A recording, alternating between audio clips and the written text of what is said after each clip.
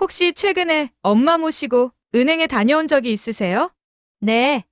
어머님이 옛날 친구분들한테 돈을 빌려주시겠다고 해서 함께 다녀왔어요. 친구분들이요? 어머님이 젊었을 때 같이 일하셨던 분들이 요즘 힘들다고 하셨다며 어머님이 도와주고 싶다고 하셨어요. 어머님이 따님 걱정하실까봐 얘기하지 말라고 하셨거든요. 당신, 지금 그 요양보호사를 의심하는 거야? 그렇게 좋은 요양보호사 구하기도 어려우니까 쓸데없는 소리 하지 마. 그때 저는 몰랐습니다. 엄마가 얼마나 큰 위험에 처해 있었는지, 제가 얼마나 무서운 사람을 집에 들인 건지 말이죠. 그날 저는 요양병원 지하 창고에서 엄마를 찾았습니다. 의식이 흐릿한 엄마의 손에는 30년 전 제 이름으로 만든 낡은 통장이 꽉 쥐어져 있었죠. 우리 딸 행복하게. 엄마는 치매 속에서도 끝까지 저를 지키려 했습니다. 하지만 저는 그 사실을 너무 늦게 알았습니다.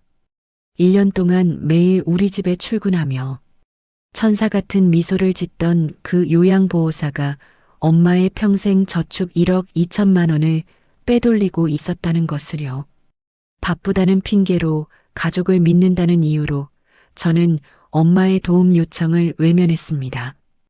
53년을 살면서 이렇게 후회한 적이 없었습니다. 지금부터 들려드릴 이야기는 늦었지만 포기하지 않았던 50대 딸의 기록입니다. 이야기를 시작하기에 앞서 구독과 좋아요를 눌러주세요. 좋은 영상을 제작하는데 큰 힘이 됩니다. 안녕하세요. 저는 올해 53, 박수진이라고 합니다. 강남에 있는 중견 광고 대행사에서 15년째 일하고 있습니다. 팀장 자리까지 올라왔지만 하루하루가 전쟁 같았죠. 아침 7시에 눈을 뜨면 고등학생 딸 아이 도시락부터 챙겨야 했습니다. 남편은 새벽 출근에 저녁 회식이 잦았고요. 저는 회사 일과 집안일을 동시에 해내느라 늘 정신이 없었습니다. 그런 제게 3년 전 큰 일이 생겼습니다. 엄마가 치매 진단을 받으신 거예요. 처음에는 깜빡하는 정도였습니다. 가습을 끄는 걸 잊어버린다든지 같은 이야기를 반복한다든지 그랬죠. 하지만 점점 증상이 심해졌습니다. 혼자 사시던 엄마를 우리 집으로 모셔왔습니다. 그런데 제가 직접 돌보기에는 현실적으로 불가능했어요. 회사는 팀장이 자리를 비울 수 없다고 했고 남편은 시어머니 모시는 것도 벅차다며 난색을 표했습니다. 그때 동네 복지관에서 요양보호사 이미선 씨를 소개받았습니다. 40대 초반의 단정한 인상의 여성이었죠. 자격증도 있고 경력도 5년이나 된다고 했습니다. 처음 만났을 때 미선 씨는 정말 천사 같았습니다.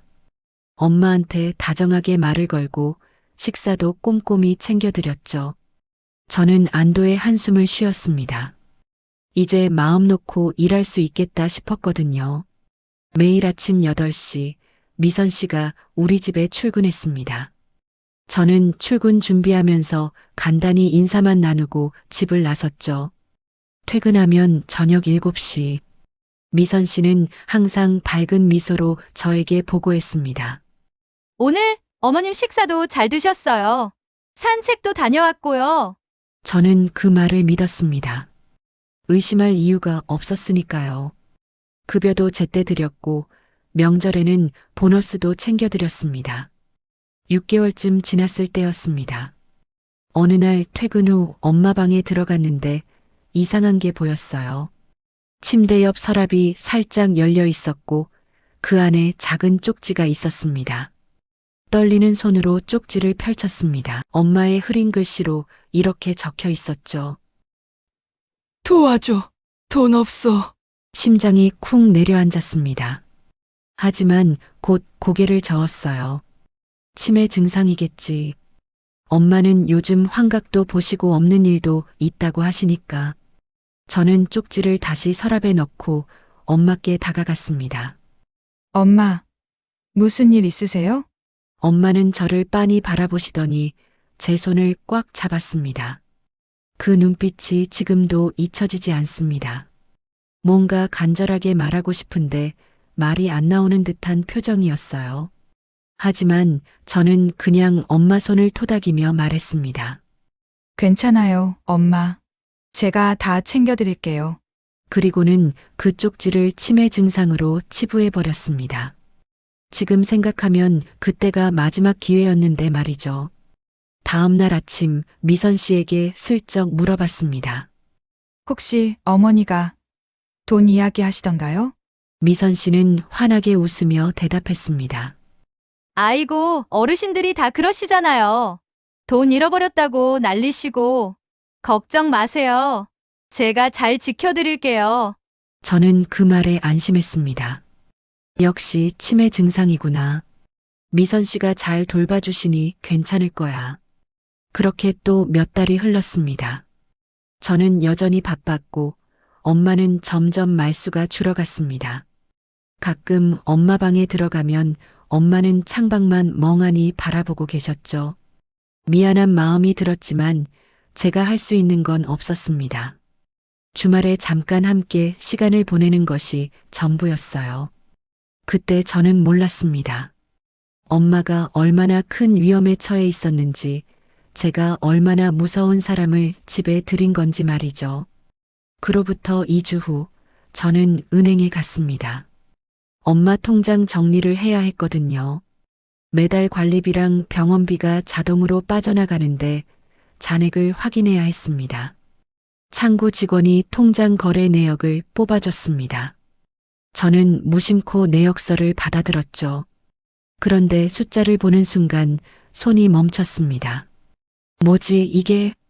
최근 3개월간 출금 내역이 너무 많았어요.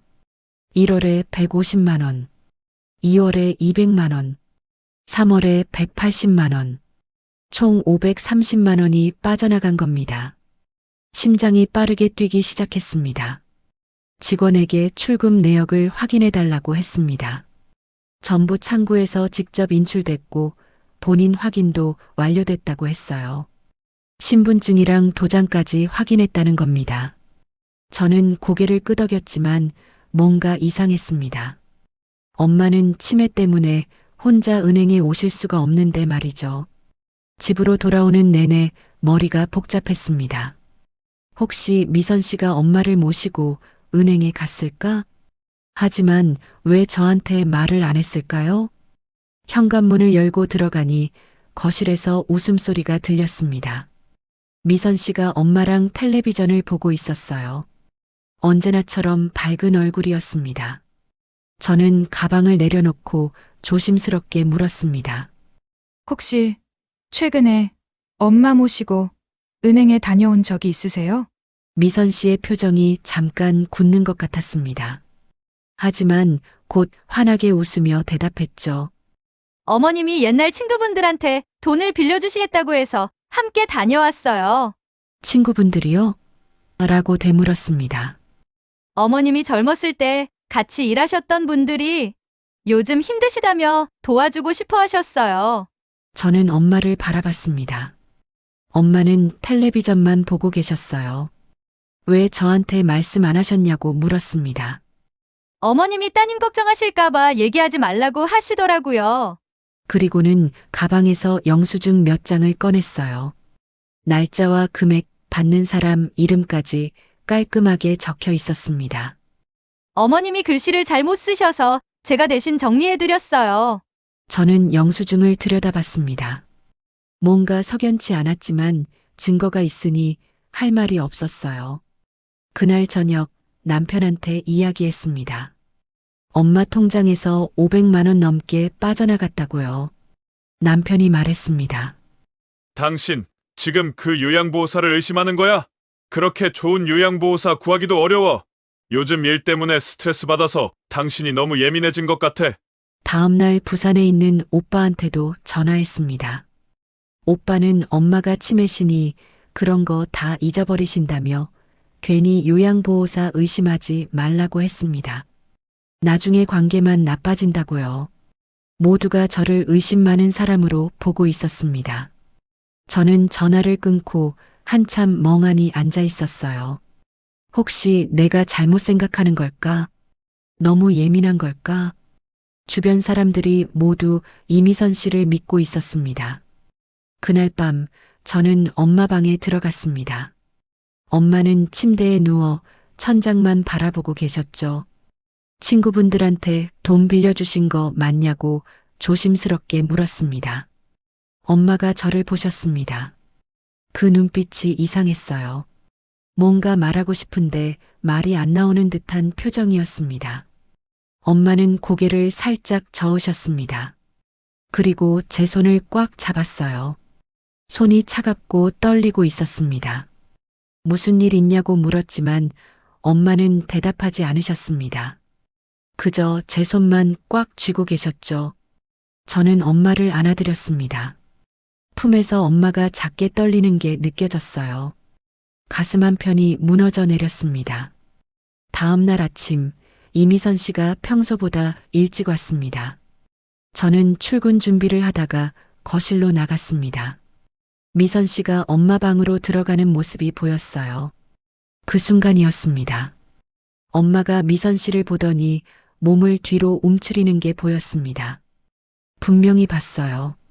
엄마가 두려워하는 표정이었습니다. 온몸에 소름이 돋았습니다. 심장이 쿵 내려앉았죠. 이상합니다. 뭔가 정말 이상해요. 하지만 증거가 없었습니다.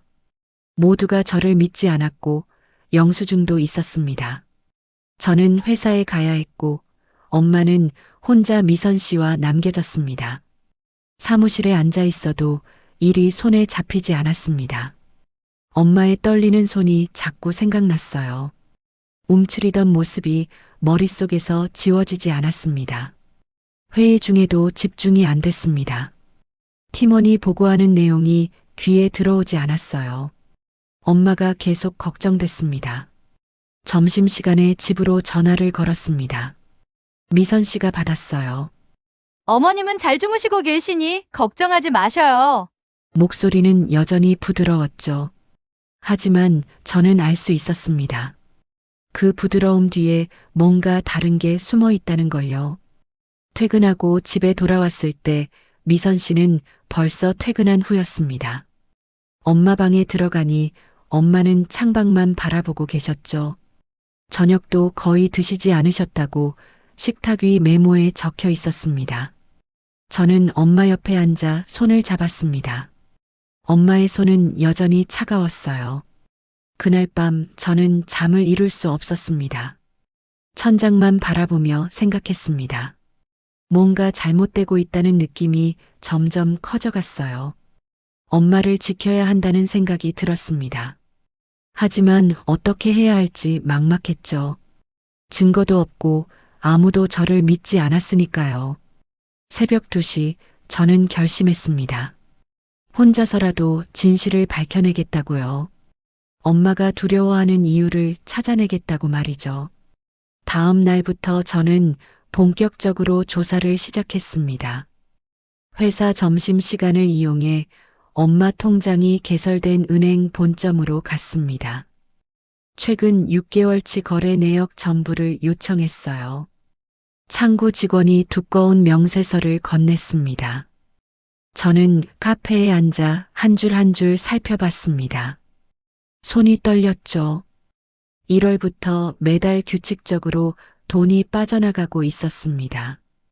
처음엔 50만 원씩 조금씩이었어요. 그러다 점점 금액이 커졌습니다. 100만 원, 150만 원, 200만 원. 총 출금액을 계산하니 920만 원이었습니다. 제가 확인했던 500만 원보다 훨씬 많았어요. 가슴이 철렁 내려앉았습니다. 저는 출금 날짜를 따로 메모했습니다. 그리고 제 달력과 대조해봤죠. 모두 제가 회사에 있던 평일 오후 2시에서 3시 사이였습니다. 은행 지점장을 만나 CCTV 확인을 요청했습니다. 지점장은 난색을 표했어요. 개인정보 보호 때문에 함부로 보여줄 수 없다고 했습니다. 저는 엄마가 치매 환자라고 설명했습니다. 혼자서는 은행 업무를 볼 수 없는 상태라고요. 보호자로서 확인할 권리가 있다고 했습니다. 한참을 설득한 끝에 겨우 허락을 받았습니다. CCTV 화면에 엄마가 나타났습니다. 휠체어에 앉아 계셨어요. 그리고 그 옆에 이미선 씨가 서 있었습니다. 미선 씨가 창구 직원과 이야기하고 서류를 작성하고 도장을 찍었습니다. 엄마는 그저 멍하니 앉아 계실 뿐이었어요. 제 주먹이 불끈 쥐어졌습니다. 하지만 이것만으로는 증거가 부족했습니다. 보호자가 대신 은행 업무를 보는 건 불법이 아니니까요. 저는 회사로 돌아왔습니다. 오후 내내 일이 손에 잡히지 않았어요. 팀원이 보고서를 가져와도 제대로 검토가 안 됐습니다. 그날 저녁 집에 일찍 들어갔습니다. 이미선 씨는 평소보다 30분 일찍 퇴근하겠다고 했어요. 저는 알겠다고 했습니다. 미선 씨가 나간 후 저는 엄마 방으로 갔습니다. 엄마는 침대에 누워 계셨어요. 예전보다 훨씬 수척해 보이셨습니다. 엄마 옆에 앉아 손을 잡았습니다. 엄마가 저를 빤히 바라보셨죠. 눈물이 고여 있었습니다. 무슨 일이 있는 거냐고 물었습니다. 엄마는 입술을 떨었지만 말이 나오지 않았어요. 그저 제 손만 꽉 쥐셨습니다. 다음 날 새벽 저는 일찍 일어났습니다. 이미선 씨가 오기 전에 집을 나섰어요. 근처 카페에서 대기했습니다. 8시 정각 미선 씨가 우리 집 앞에 나타났습니다. 현관 비밀번호를 누르고 들어갔죠. 저는 30분 후 집으로 돌아갔습니다. 무언가 깜빡해서 돌아왔다고 했습니다. 미선 씨는 놀란 표정이었어요. 하지만 곧 웃으며 인사했습니다. 저는 엄마 방으로 갔습니다. 그리고 몰래 서랍을 열어봤어요. 엄마의 도장과 신분증이 평소와 다른 위치에 있었습니다. 심장이 빠르게 뛰었습니다. 이미선 씨가 몰래 만지고 있다는 증거였죠. 회사에서는 업무에 집중할 수가 없었습니다. 상사가 보고서를 다시 작성하라고 했어요. 실수가 너무 많다고 했습니다. 점심시간에 복지관으로 갔습니다. 미선 씨를 소개해준 담당자를 만났어요. 미선 씨의 이전 근무 이력을 물어봤습니다. 담당자는 개인정보라며 자세히 알려줄 수 없다고 했습니다. 다만 5년 경력에 문제없는 사람이라고만 했어요. 민원도 없었고 평가도 좋았다고 했습니다. 저는 고개를 끄덕였지만 석연치 않았습니다. 그렇게 완벽한 사람이 왜 이상한 행동을 하는 걸까요? 저녁에 집으로 돌아왔습니다. 미선 씨가 밝게 웃으며 인사했어요. 수진 씨, 요즘 피곤해 보이세요. 괜찮으세요? 저는 괜찮다고 대답했습니다. 어머님이 요즘 수진 씨 걱정 많이 하세요. 따님이 자꾸 자기를 의심하는 것 같다고요. 제 심장이 멈추는 것 같았습니다. 의심이요? 네. 은행 내역도 확인하시고 서랍도 뒤지시고 어머님이 스트레스 많이 받으세요. 이미선 씨의 목소리는 여전히 부드러웠습니다. 하지만 그 안에 날카로움이 숨어 있었어요. 어머님 치매가 심해지시는 건 스트레스 때문일 수도 있어요. 가족이 믿어줘야 하는데 저는 할 말을 잃었습니다. 미선 씨는 웃으며 가방을 챙겼어요. 그럼 내일 뵐게요. 어머님 잘 돌봐드릴 테니 걱정 마세요. 문이 닫히는 소리가 유난히 크게 들렸습니다. 저는 주저앉았습니다. 혹시 내가 잘못 생각하는 걸까? 엄마가 정말 제 의심 때문에 스트레스 받는 걸까? 그날 밤 남편이 물었습니다. 요즘 왜 그러냐고 요양보호사한테 집착하는 것 같다고요. 혹시 갱년기 우울증 아니냐고 했습니다. 저는 아니라고 했습니다. 뭔가 이상하다고 엄마가 두려워하고 있다고 말했어요. 남편이 한숨을 쉬었습니다. 당신이 너무 예민해서 엄마까지 불안하게 만드는 거 아니야? 좀 쉬는 게 좋을 것 같은데 어때? 저는 더 이상 말하지 않았습니다. 아무도 저를 믿지 않았으니까요. 새벽 3시 잠에서 깼습니다. 옆에서 남편이 코를 골고 있었어요. 저는 거실로 나와 소파에 앉았습니다. 엄마의 떨리는 손이 생각났습니다. 움츠리던 모습이 눈에 선했어요. 920만 원이 사라진 통장 내역이 머릿속을 맴돌았습니다. 저는 혼자였습니다. 가족도 친구도 아무도 저를 믿지 않았어요. 모두가 저를 예민하고 의심 많은 사람으로 봤습니다. 하지만 저는 알고 있었습니다. 뭔가 잘못되고 있다는 걸요. 엄마가 위험에 처해 있다는 걸요. 포기할 수 없었습니다. 혼자서라도 계속 조사하기로 했어요. 엄마를 지킬 수 있는 사람은 저밖에 없었으니까요. 창밖으로 새벽이 밝아오고 있었습니다. 저는 주먹을 꽉 쥐었습니다. 반드시 진실을 밝혀내겠다고 다짐했습니다. 일주일 후 엄마를 병원에 모시고 갔습니다.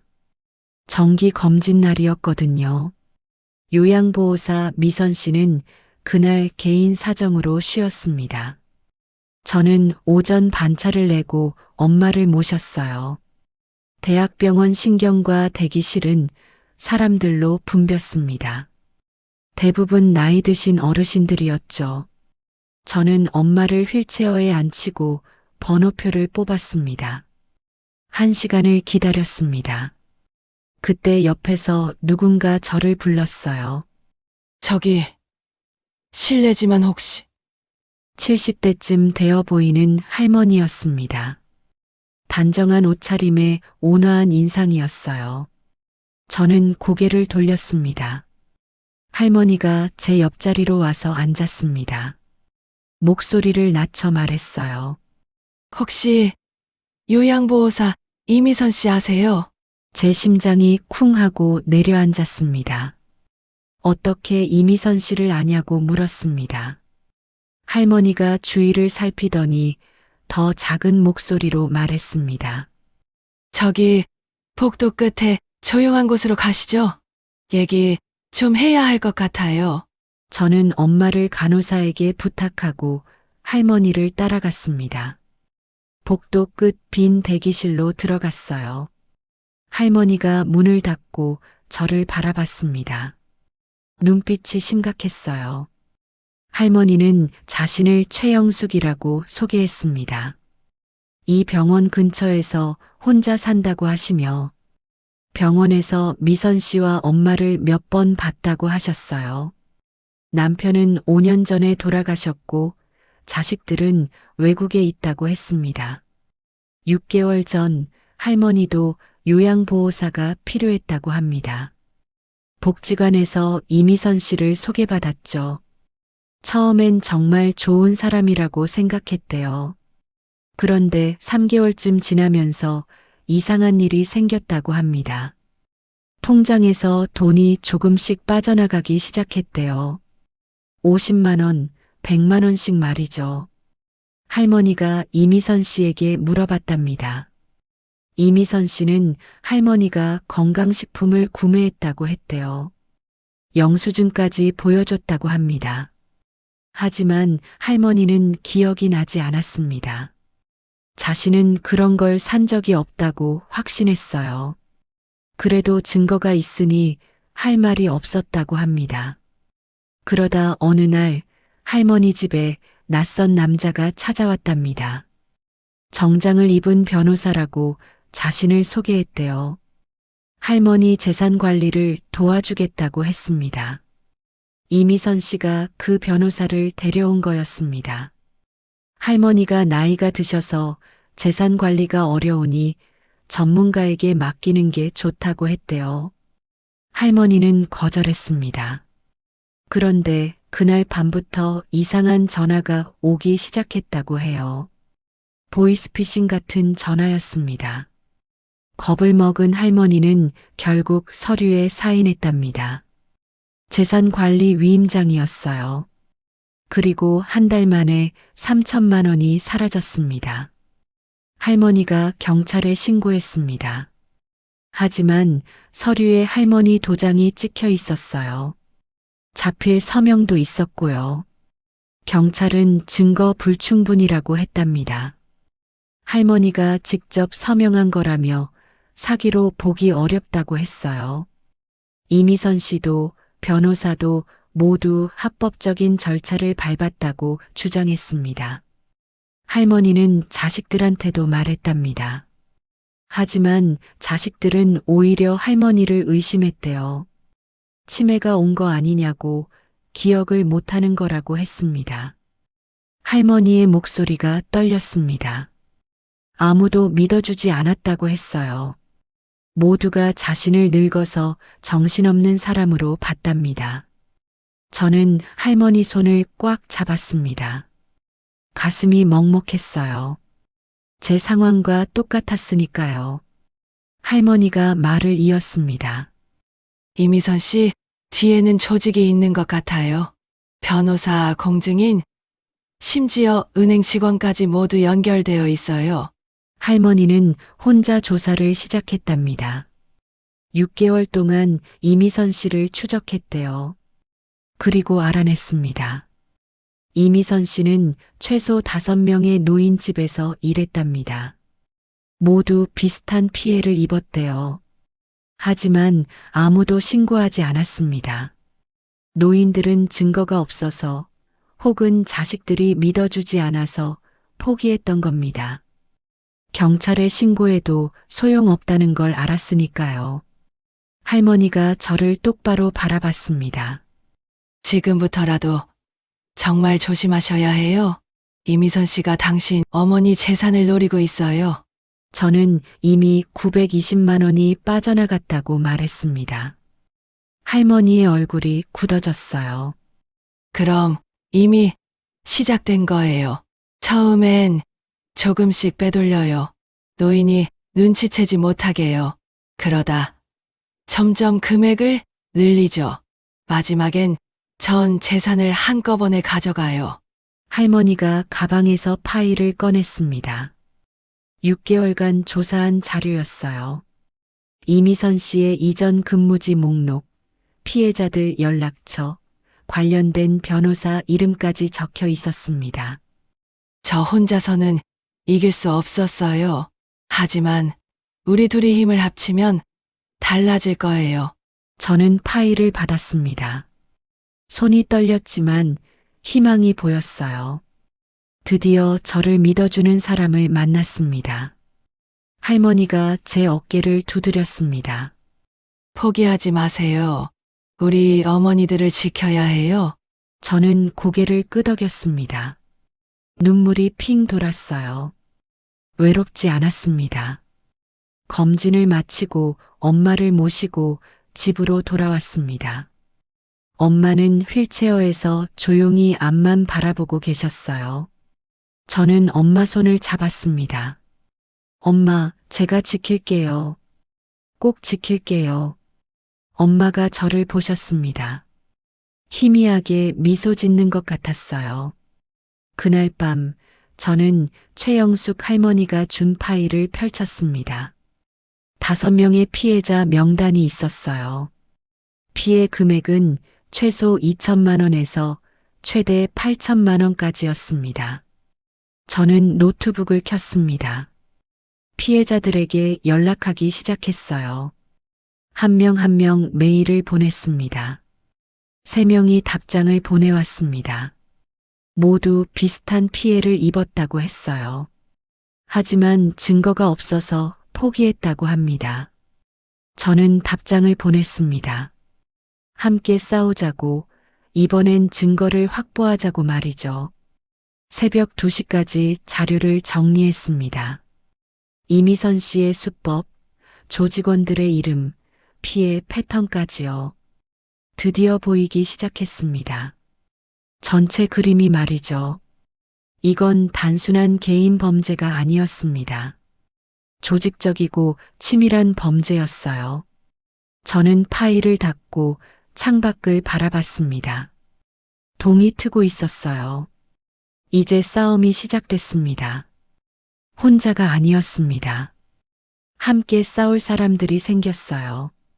반드시 이기겠다고 다짐했습니다. 그날 토요일 아침, 저는 엄마 방을 청소하기로 했습니다. 이미선 씨는 주말엔 쉬었거든요. 남편과 딸은 외출했고 집에는 저와 엄마만 있었습니다. 엄마는 거실 소파에 앉아 텔레비전을 보고 계셨어요. 저는 엄마 방으로 들어가 창문을 열었습니다. 봄바람이 부드럽게 들어왔죠. 먼지를 털고 침대 시트를 갈고 바닥을 닦았습니다. 옷장을 정리하려고 문을 열었어요. 옷들을 하나씩 꺼내며 정리했습니다. 옷장 깊숙한 곳, 제일 안쪽에 낡은 상자가 보였습니다. 먼지가 수북이 쌓여 있었어요.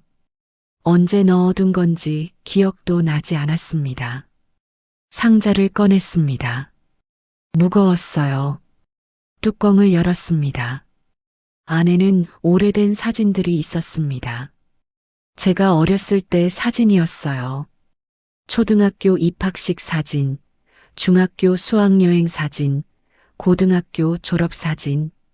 사진 아래에 뭔가 더 있었습니다. 낡은 통장이었어요.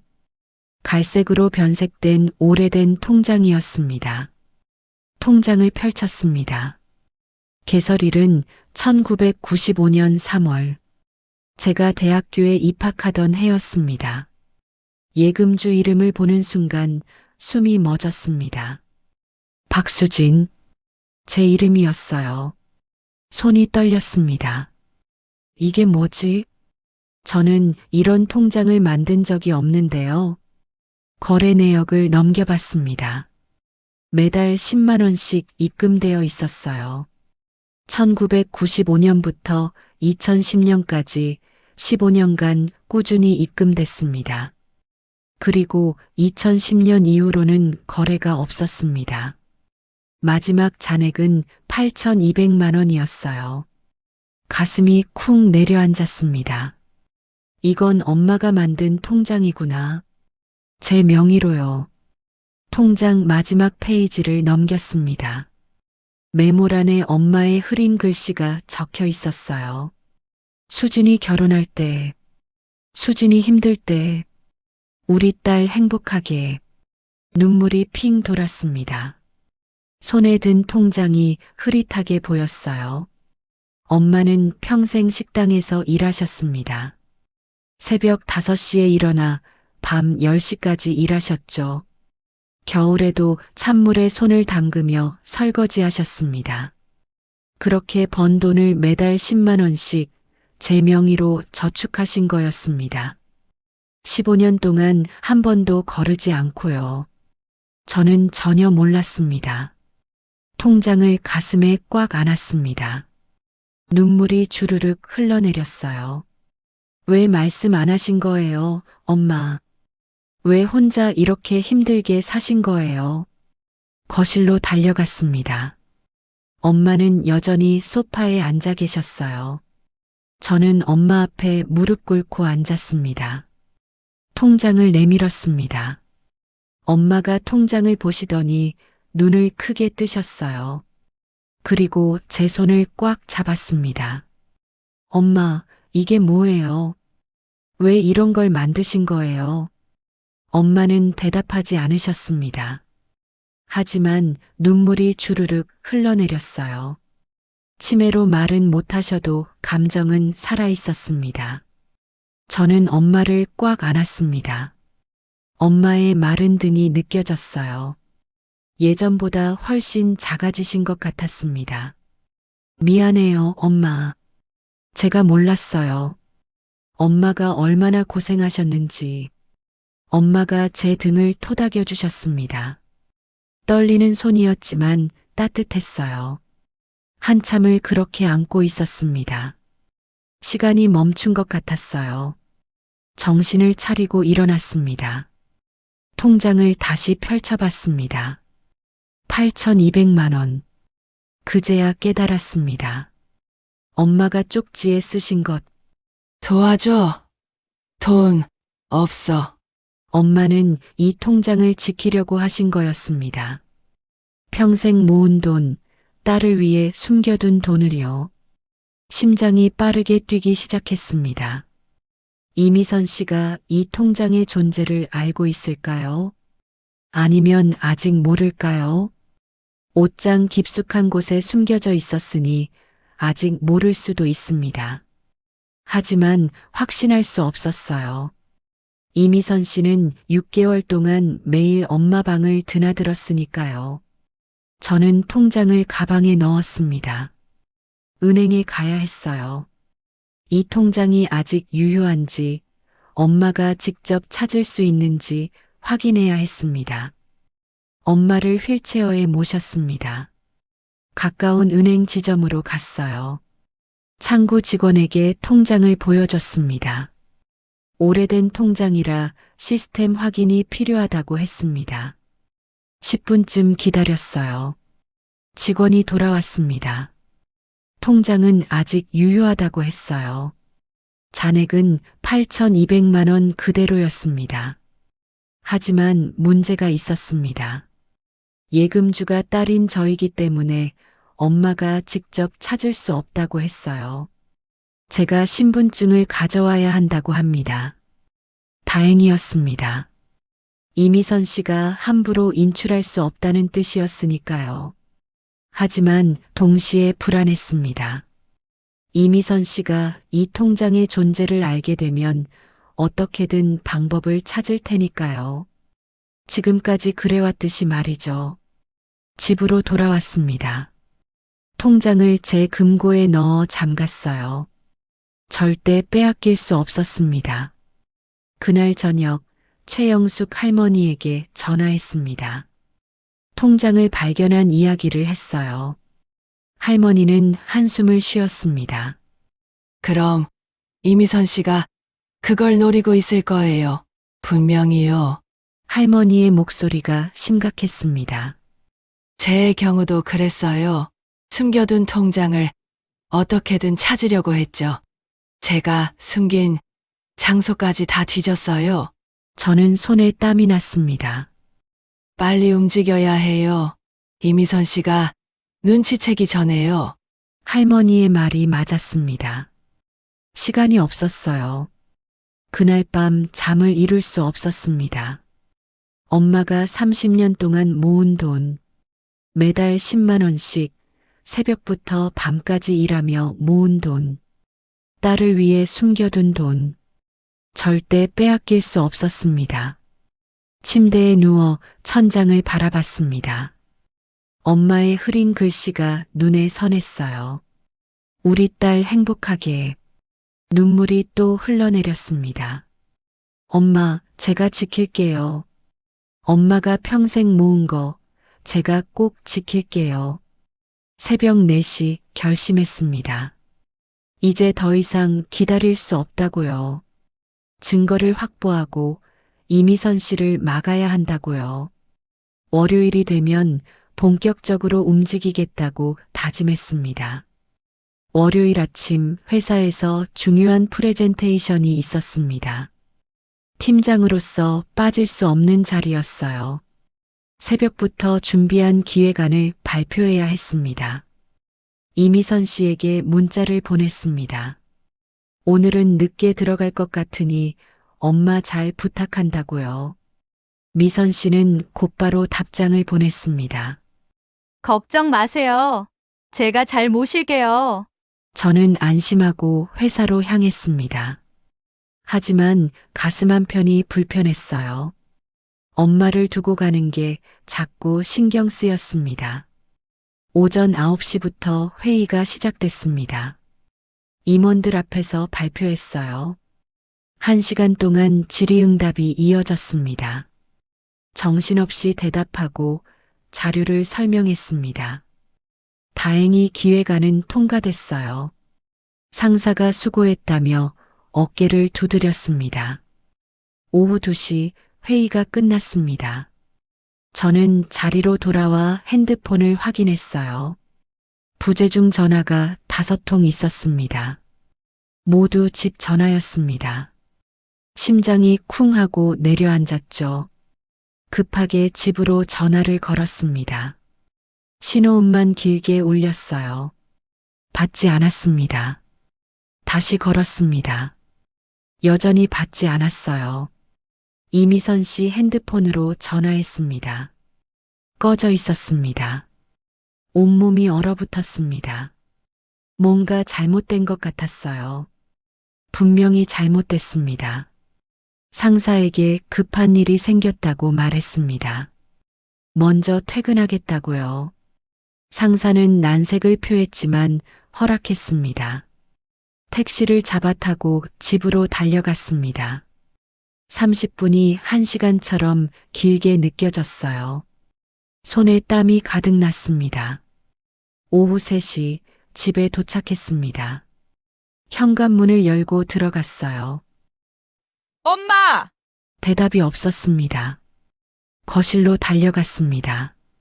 아무도 없었어요. 엄마, 어디 계세요? 엄마 방으로 뛰어갔습니다. 텅 비어 있었습니다. 휠체어도 없었어요. 화장실, 안방, 부엌을 모두 뒤졌습니다. 엄마는 어디에도 없었습니다. 다리에 힘이 풀렸습니다. 벽에 기대 주저앉았어요. 이미선 씨 핸드폰으로 다시 전화했습니다. 여전히 꺼져 있었습니다. 정신을 차렸습니다. CCTV를 확인해야 해요. 현관 CCTV 녹화 파일을 켰습니다. 오늘 오전 8시 이미선 씨가 집으로 들어오는 장면이 보였습니다. 평소처럼 밝게 웃고 있었어요. 10시 30분 이미선 씨가 엄마를 휠체어에 태우고 나가는 장면이 찍혔습니다. 엄마는 고개를 떨어뜨린 채 힘없이 앉아 계셨어요. 그게 마지막이었습니다. 그 이후로는 아무도 돌아오지 않았습니다. 손이 부들부들 떨렸습니다. 은행입니다. 분명 은행에 갔을 거예요. 급하게 엄마 통장이 있는 은행으로 전화했습니다. 고객센터로 연결됐어요. 엄마 명의로 오늘 거래 내역이 있는지 물었습니다. 상담원이 본인 확인을 요청했습니다. 보호자라고 설명했어요. 엄마가 치매 환자라고 말했습니다. 한참을 기다렸습니다. 상담원이 다시 전화를 받았어요. 오늘 오후 2시 15분 대규모 출금이 있었다고 합니다. 얼마냐고 물었습니다. 1억 1천만 원. 숨이 막혔습니다. 엄마 통장에 920만 원.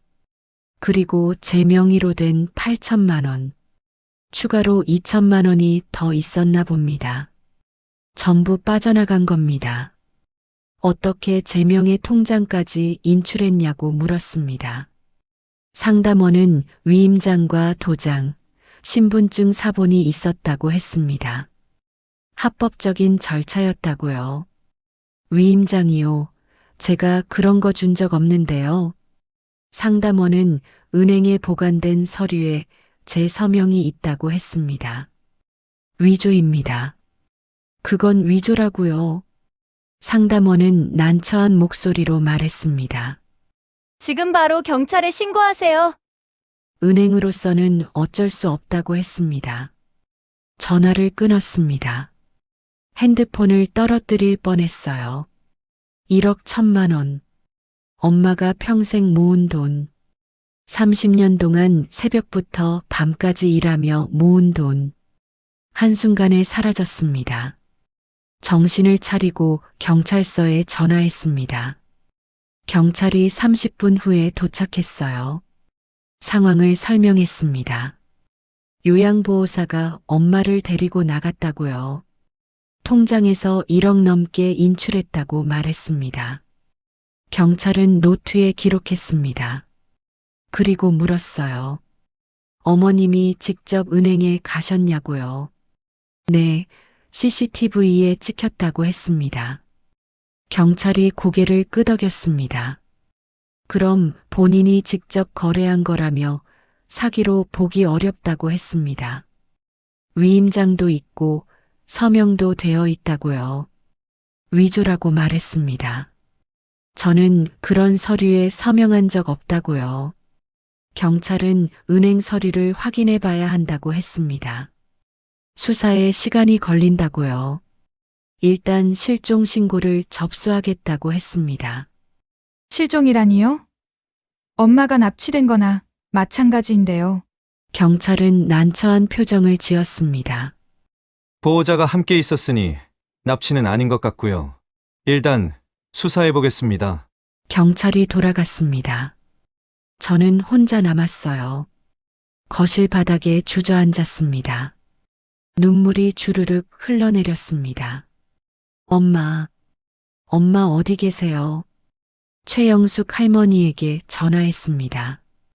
할머니가 바로 받았어요. 떨리는 목소리로 상황을 설명했습니다.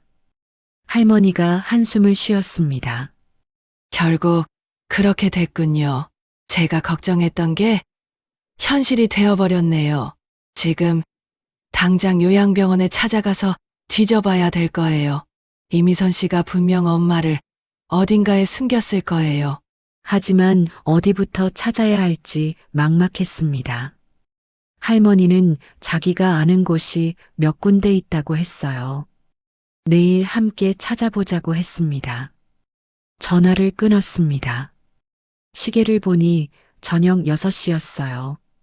남편에게 전화했습니다. 급한 일이 생겼으니 빨리 들어오라고요. 남편은 30분 후에 도착했습니다. 현관문을 열고 들어서는 남편을 보자 눈물이 터졌어요. 상황을 설명했습니다. 엄마가 사라졌다고요. 돈도 전부 없어졌다고 했습니다. 남편의 얼굴이 굳어졌습니다. 하지만 예상과 다른 말을 했어요. 당신이 어머님을 제대로 안 봐서 그런 거 아니야? 여보, 맨날 회사 일하느라 바쁘고 장모님은 요양보호사한테만 맡겨놨잖아. 그러니까 이런 일이 생기는 거지. 남편의 목소리가 차갑게 식어 있었습니다. 나도 일을 해야 하잖아요. 우리 생활비도 벌어야 했고, 그래도 장모님은 당신 엄마잖아. 내가 지금 이 상황에서 뭘 어떻게 해야 해? 그건 당신이 알아서 해야지. 남편은 그렇게 말하고는 안방으로 들어가 버렸습니다. 문 닫히는 소리가 유난히 크게 들렸어요. 저는 거실에 혼자 남았습니다. 온 세상이 저를 버린 것 같았어요. 엄마도 없고 돈도 없고 아무도 저를 믿지 않았습니다. 모두가 제 탓이라고 했어요. 창밖을 바라봤습니다. 어둠이 깔려 있었습니다. 엄마, 도대체 어디 계세요? 제발 무사히만 계세요. 눈물이 멈추지 않았습니다. 다음 날 새벽 5시 최영숙 할머니에게서 전화가 왔습니다. 위치를 찾았다고 했어요. 외곽에 있는 요양병원이라고 합니다. 할머니가 6개월 동안 추적한 곳 중 하나였습니다. 이미선 씨가 자주 드나들던 곳이라고 했어요. 그곳에 엄마가 있을 거라고 했습니다. 저는 옷을 챙겨 입고 집을 나섰습니다. 남편은 코를 골며 자고 있었어요. 메모 하나 남기지 않았습니다. 최영숙 할머니와 병원 앞에서 만났습니다. 3층짜리 낡은 건물이었어요. 간판도 색이 발해 있었습니다. 할머니가 말했습니다. 여기가 이미선 씨 조직의 아지트라고요. 노인들을 숨겨두는 곳이라고 했습니다. 경찰에 신고해야 하지 않냐고 물었습니다. 할머니는 고개를 저었어요. 증거가 필요하다고 했습니다. 현장을 직접 확인하고 녹음을 해야 한다고요. 그래야 경찰이 움직인다고 했습니다. 저는 핸드폰 녹음 기능을 켰습니다. 할머니도 준비를 마쳤어요. 건물 뒷문으로 들어갔습니다. 자물쇠가 채워져 있었지만 오래돼서 헐거웠습니다. 조금만 힘을 주니 열렸어요. 1층은 텅 비어 있었습니다. 먼지가 수북이 쌓여 있었어요. 오랫동안 사용하지 않은 것 같았습니다. 2층으로 올라갔습니다. 복도에 방들이 줄지어 있었어요. 문을 하나씩 열어봤지만 모두 비어 있었습니다. 3층으로 올라가려는데 계단 아래쪽에서 소리가 들렸습니다. 지하가 있었습니다. 할머니와 눈빛을 교환했습니다. 조심스럽게 지하로 내려갔어요. 계단을 내려가니 긴 복도가 나타났습니다. 형광등이 깜빡거리고 있었어요. 끝에 불빛이 새어나오는 방이 보였습니다. 숨을 죽이고 다가갔습니다. 문틈으로 안을 들여다봤어요. 엄마가 보였습니다. 간이 침대에 누워 계셨어요. 의식이 없는 것 같았습니다. 심장이 터질 듯 뛰었습니다. 문을 열고 들어가려는 순간 목소리가 들렸습니다.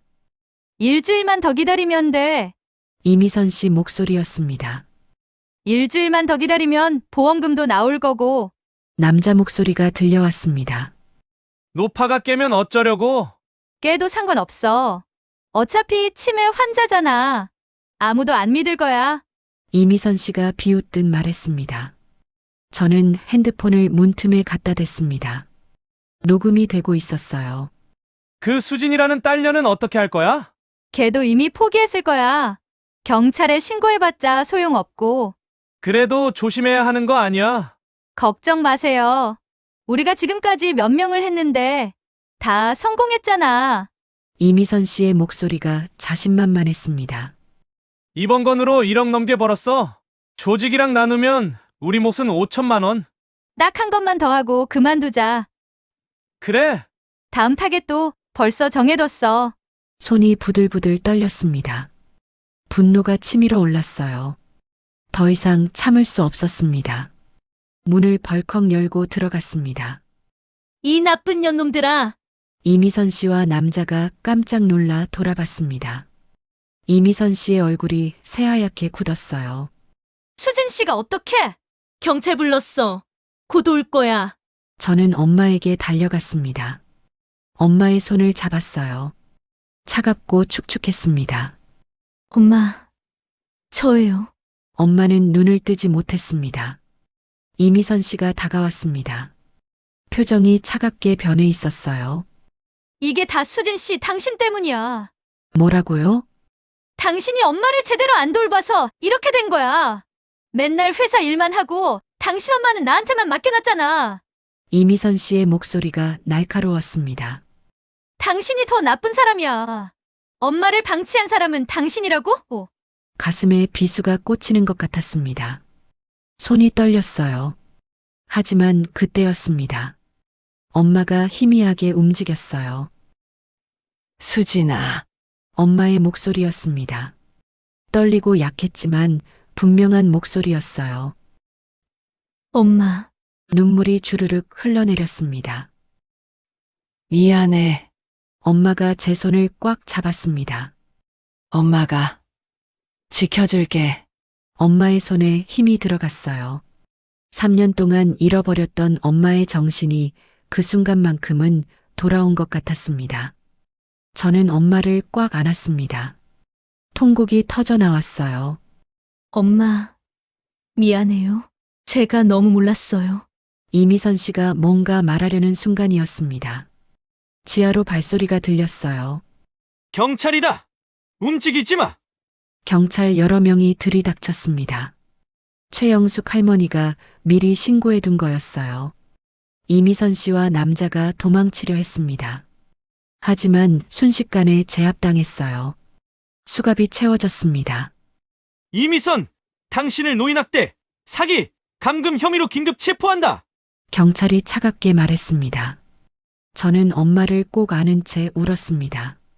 할머니가 제 어깨를 토닥여줬어요. 구급차가 도착했습니다. 엄마를 들것에 옮겼어요. 저는 엄마 손을 놓지 않았습니다. 구급차 안에서 엄마가 저를 바라봤습니다. 희미하게 미소 짓는 것 같았어요. 괜찮아요. 엄마, 이제 다 끝났어요. 엄마의 눈에서 눈물이 흘러내렸습니다. 병원으로 가는 내내 엄마 손을 잡고 있었습니다. 밖으로 햇살이 들어오고 있었어요.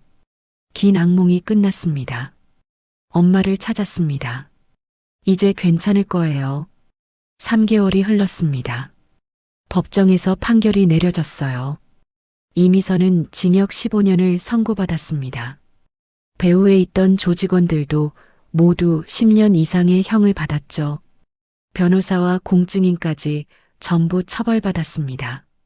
재판장을 나서는 날 최영숙 할머니가 제 손을 잡았습니다. 우리 함께 이겼다고요.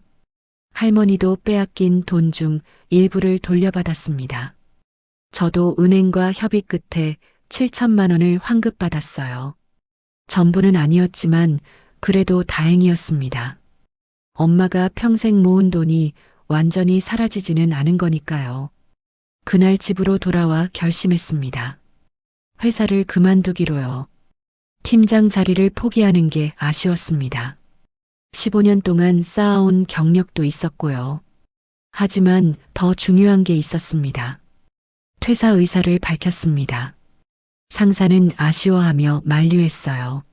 하지만 저는 마음을 굳혔습니다. 한 달 후 재택 근무가 가능한 작은 회사로 자리를 옮겼습니다. 급여는 절반으로 줄었어요. 하지만 후회하지 않았습니다. 이제 엄마와 함께 아침을 먹을 수 있었습니다. 점심도 함께 했어요. 저녁에는 엄마와 산책을 나갔습니다. 엄마의 치매는 여전했습니다. 말씀도 어눌하시고 기억도 자주 잊으셨어요. 하지만 제 얼굴만큼은 또렷이 알아보셨습니다. 제가 방에 들어가면 엄마는 환하게 웃으셨어요. 그 미소가 세상에서 제일 예뻤습니다. 어느 토요일 오후였습니다. 엄마와 함께 거실 소파에 앉아 있었어요. 햇살이 따뜻하게 들어왔습니다. 엄마가 제 손을 잡았습니다. 우리 딸, 수진아, 네. 엄마, 고마워. 엄마의 목소리가 떨렸습니다. 저는 엄마를 꽉 안았어요. 엄마, 제가 더욱 고마워요. 눈물이 흘러내렸습니다. 제가 엄마한테 받은 사랑, 이제야 알았어요. 엄마가 제 등을 토닥여 주셨습니다. 예전처럼 따뜻한 손길이었어요. 남편과의 관계도 조금씩 회복되고 있었습니다. 처음엔 제가 회사를 그만둔 것에 불만이 많았어요. 하지만 시간이 지나면서 이해하기 시작했습니다. 어느 날 남편이 말했습니다. 당신이 옳았어. 장모님을 지켜줘서 고맙고 잘했어. 딸아이도 엄마를 돌보는 걸 도와줬어요. 주말마다 할머니 방을 청소했습니다. 할머니와 함께 텔레비전도 봤죠. 저는 행복했습니다. 돈은 예전보다 적었고 커리어도 포기했지만요. 이보다 소중한 건 없었습니다. 그날 저녁 저는 금고에서 낡은 통장을 꺼냈습니다. 30년 전 엄마가 제 명의로 만든 그 통장이었어요. 마지막 페이지를 펼쳤습니다. 엄마의 흐린 글씨가 여전히 그대로 있었습니다. 내 딸 수진이가 세상에서 제일 행복했으면 저는 통장을 가슴에 안았습니다. 눈물이 또 흘러내렸어요. 엄마 방으로 갔습니다. 문을 살짝 열었습니다. 엄마는 침대에 누워 평화롭게 주무시고 계셨어요. 규칙적인 숨소리가 들렸습니다. 저는 엄마 곁에 조용히 앉았습니다. 엄마의 손을 잡았어요. 엄마, 이제 제가 지킬게요. 작게 속삭였습니다. 엄마가 저를 지켜주셨던 것처럼요. 엄마가 자는 얼굴로 희미하게 미소 짓는 것 같았습니다. 창밖으로 달빛이 들어오고 있었습니다. 조용하고 평화로운 밤이었어요. 진작 이렇게 할 걸 하는 아쉬움도 있었습니다. 엄마가 건강하실 때 더 잘해드린 걸 하는 후회도 있었죠. 하지만 지금이라도 알게 돼서 다행이었습니다. 너무 늦지 않았다는 게 감사했어요. 엄마와 함께하는 시간이 앞으로 얼마나 남았을지 모릅니다. 치매는 점점 심해질 테고 언젠가는 저를 알아보지 못하실 수도 있어요. 하지만 괜찮습니다. 지금 이 순간 엄마가 제 곁에 계시니까요. 저는 매일 엄마와 함께 아침을 먹습니다. 함께 산책을 나가고 함께 웃습니다. 완벽한 일상은 아니에요. 엄마는 여전히 제 이름을 잊으실 때가 있고 저도 가끔 지칩니다. 하지만 이게 행복이라는 걸 이제는 압니다. 화려하지 않아도 완벽하지 않아도 괜찮습니다. 사랑하는 사람과 함께 있다는 것. 그게 가장 소중한 거니까요. 다음 날 아침 엄마와 함께 식탁에 앉았습니다. 아침 햇살이 따뜻했어요. 엄마가 제 얼굴을 보며 웃으셨습니다. 저도 웃었습니다. 엄마, 오늘 날씨 좋죠? 산책 나갈까요? 엄마가 고개를 끄덕이셨습니다. 저는 엄마 손을 잡고 일어섰습니다. 함께 현관으로 나갔어요. 밖에는 봄바람이 불고 있었습니다. 새들이 지저귀고 꽃들이 피어나고 있었습니다. 엄마와 손을 잡고 천천히 걸었습니다. 이보다 행복한 순간은 없을 것 같았어요. 53년을 살면서 깨달았습니다. 진짜 중요한 건 돈도 명예도 아니었습니다. 사랑하는 사람을 지키는 것. 그게 전부였습니다. 엄마, 사랑해요. 앞으로도 계속 함께 할게요. 우리가 잃어버린 건 돈이 아니라 마음이었습니다. 누군가를 믿는다는 건 그 사람에게 내 전부를 맡기는 일이니까요. 돌봄은 책임이 아니라 사랑의 또 다른 이름이었습니다. 오늘도 시청해 주셔서 감사합니다. 빛나는 하루 되세요.